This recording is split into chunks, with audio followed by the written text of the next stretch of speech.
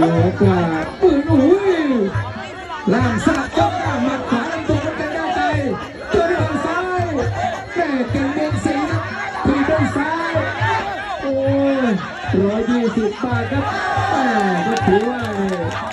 มวยแต่ละคู่นี่แต่ขวาแต่ขวานี่คนนั้นก็เป็นพลังใหม่ในโลกนี้ที่ไทยก้าวไกลขวาหนึ่ง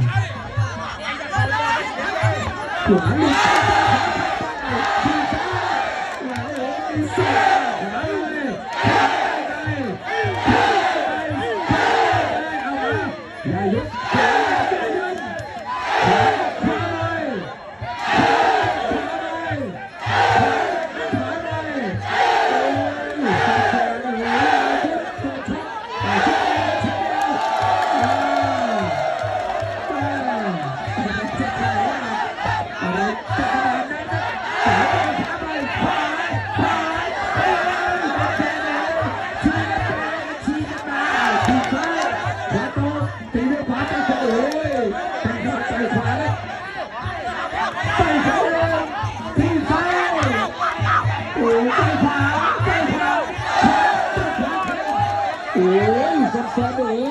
ขอตีดังขวาตัวสับสนเลยตั้งซ้ายกดเชือกที่เสาเลยขวาดาวตีมาขวาขวาดาวโอ้ย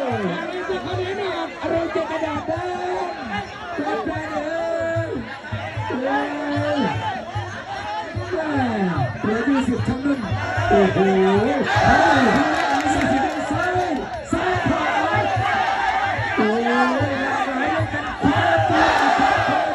ดักเข้าโอ้ยสุดกันกับแฟนทีมเป็นซ้ายไอ้พวกไฟได้ไอ้พวกที่โอ้ยเตะขวาโอ้ยทีมเป็นซ้ายทีมงานสุดทุกใจขวามาทีใจเป็นซ้ายขวาซ้ายขวาได้เลย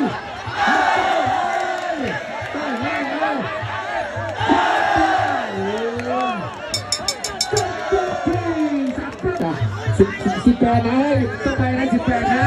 ยกที่ 4นะเป็นแฟนกับยกที่ 4เอาแข่งขวาที่เรา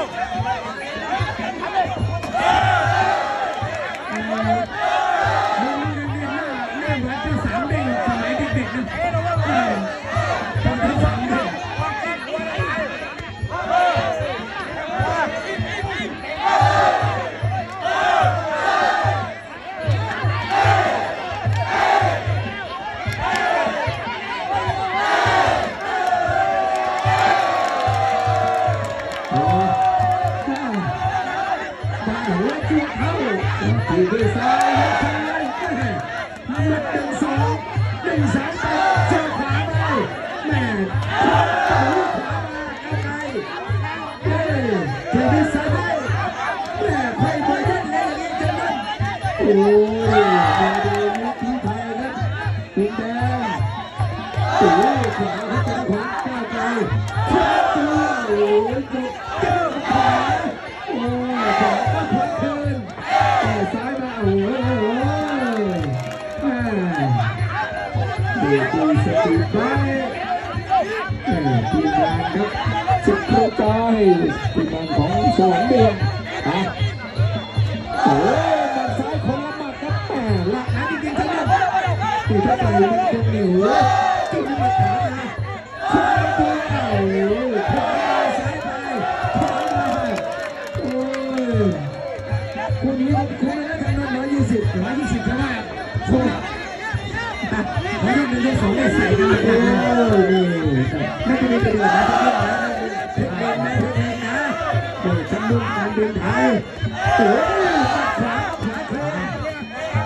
แข้งขวามาขวาไปครับเก่งมีเสียมาเป็น2โอ้ยดีหลานเดินสิลูกชายเป็นร้านกาแฟสดกาแฟริมทางนี่มาเย็บแล้วก็คอย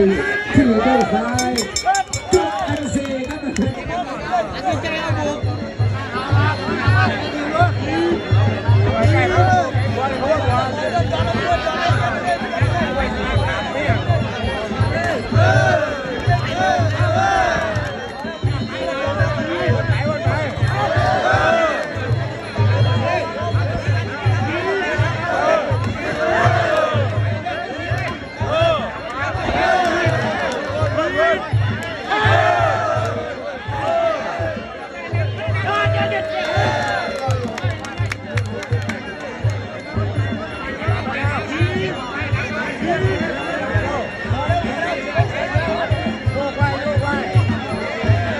เอากาแฟเด้อกาแฟริมทางครับที่ผ่านไปแถวส้มไฟรัตนบุรีเนี่ยนะถือเป็นกาแฟทหารเอกเด้อเป็นพ่อค้ากาแฟแล้ว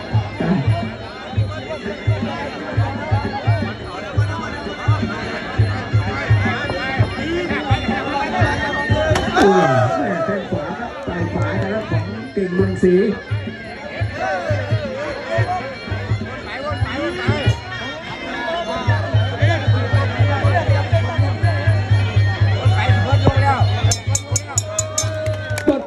ยกที่5ยกสุดท้ายรับที่พิรุธกาดัน